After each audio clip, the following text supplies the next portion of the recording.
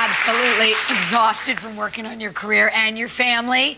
Well, our next guest is here to reveal how you can motivate your husband. That's right, motivate your husband to get off his butt and start pitching in. Yeah! Please welcome the author of The Lazy Husband, Dr. Joshua Coleman. Thanks for having me. Welcome, welcome. Thank you. I've actually lost my voice from screaming at my husband so much. No. And it didn't help at all. No. It doesn't really help, no, it's true. He still does nothing around the house, no. But he's cute to look at, so I don't really care. Well, that's a plus.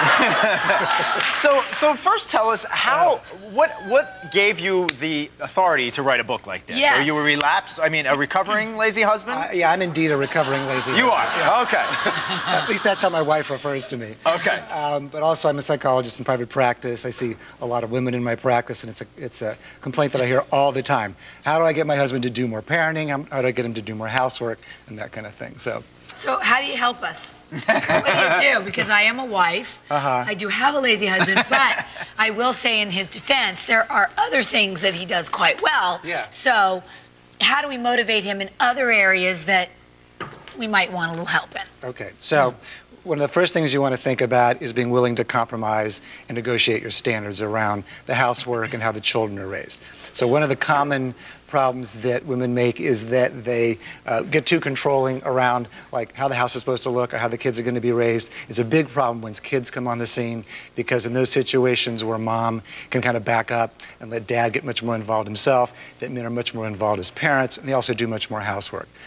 Next, though, you have to approach them with affection. You know, conversations typically end the way they begin. If you start off saying, you know, you're a lazy SOB, I can't get you to do anything, what is your problem? You're going to probably hear all the things he can't stand about you. So what other ways can you get to your husband to motivate him? Well, sometimes being affectionate or negotiating standards isn't enough. So sometimes you also have to be really assertive. You have to be firm. It takes power to get men to do something they don't want to do, like housework. Like how? What do you do? Well, you have to be very clear about what you want. You might have to get up in his face a little bit.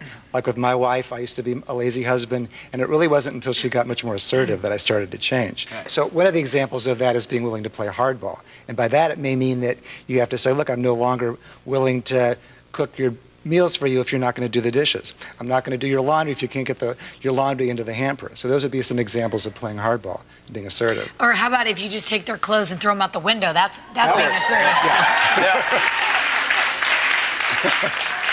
Now, what about with the kids? Because a lot of times, the women really are raising the children, and the men go to work, and they come home, and they're tired, and they want their dinner, and they don't want to be bothered. How do you get fathers? Because I really believe when the father's more involved, it's so much better for the children. I think they grow up smarter, better, everything. More well-rounded, more love. Yes. Yeah, there's no question that that's true. One of the most important things is not to be a micromanager. One of the things that shut men down the most is when women give too much advice about how to be a parent, get too controlling, that kind of thing. The most common example I hear from the couples in my practice is mom's walking out the door, dad's sitting there watching the game, the toddlers are playing at his feet, and mom says, okay, now when you leave, I want you to make sure you get face-to-face contact with them, read them a story, get down on the floor and play with them, and that's really wrong. Dads need to be dads in the way that they want to be fathers. So that's hugely important. The second is that you don't want to give mixed messages. That a lot of women these days feel very guilty about. They feel like they're supposed to be super moms. We have these ridiculous standards about, how parents are supposed to be just ridiculously involved and all that kind of thing. Super wives. As a result, they become enablers or codependents. They sort of set a limit, but then they'll do it for the guy instead. That's a problem. So you want to give messages and then set clear limits. Do you think that there's also become almost like a competition thing with, my husband will do this, and this between wives sometimes?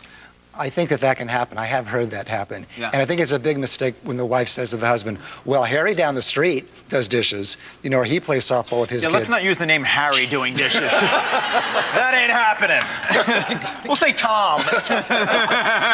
No, I'm just kidding. But yeah, you're right. No, I mean, and it may not even necessarily be true. Right. But they may say it just to kind of make their position look like a little bit of a rosier garden, so to speak. That's right. They can do that to try to motivate him. Unfortunately, it just makes the guy mad and shut down and withdraw. So that doesn't work. Yeah, you really got to use love and affection, don't you? I mean, it seems like that's the way to. Which is to always get the what best you want. motivator for everything. It's true. Yeah. Absolutely. Right. Every marriage, it's really the engine that drives forth the marriage, is how close the couple is.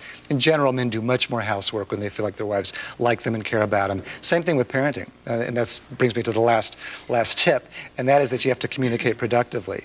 That, you know, a lot of women feel understandably resentful about the situation, but as a result, they walk around the house broadcasting resentment and anger and disappointment 24/7. And as a result, their guys get shut down and withdrawn, and they not only withdraw from their wives, they also withdraw from their kids. So you really want to communicate in a productive way. Don't lose the blame, shame game. Try to just state your needs in a very clear way.